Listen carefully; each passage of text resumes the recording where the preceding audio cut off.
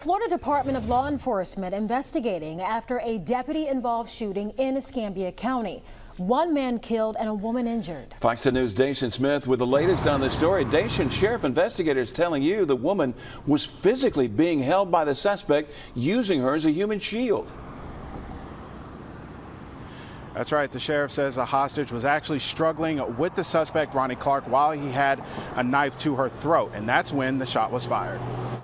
This video from the Escambia County Sheriff's Office drone shows the tense moments that ended a standoff on Helton Lane in Pensacola Sunday afternoon. The Sheriff's Office says bail bondsmen from Bay Minette were looking for 53-year-old Ronnie Clark, who was wanted on meth-related charges in Alabama as well as Escambia County, Florida. He also has 58 felony convictions.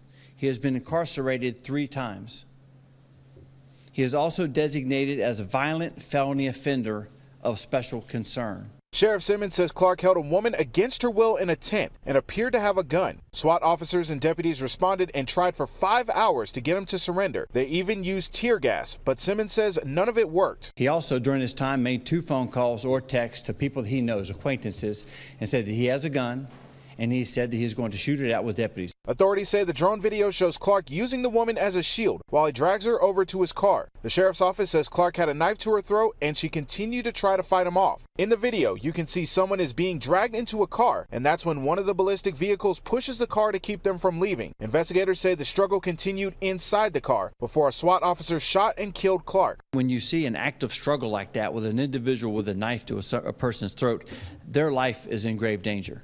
And if you have an opportunity to eliminate that danger, then you do so. We cannot let a hostage leave with a hostage taker. Simmons says the woman was also injured when the bullet either fragmented or hit her after going through Clark. Deputies were able to recover this knife that they say Clark used to hold the victim hostage. But instead of a gun, deputies found a gun-shaped object. 2 pieces of black something that he had taped together, and clearly he was using that to let people think that he had a firearm. Simmons says it's unfortunate the woman was injured, but given the circumstances, he feels the SWAT officer had no choice but to shoot. Our criminal escalated these events, and it cost him his life. If you try to do these things, you're not long for this world, quite honestly. You play this type of stupid game, and you get what you get. The sheriff's office says the woman is now recovering at a local hospital, and it's unclear exactly how she knew Clark. Meanwhile, Sheriff Simmons says as part of standard procedure, one deputy has been put on administrative leave, and the FDLE is investigating and will hand over their findings to the state attorney's office. Live in Pensacola, Dacian Smith, Fox 10 News.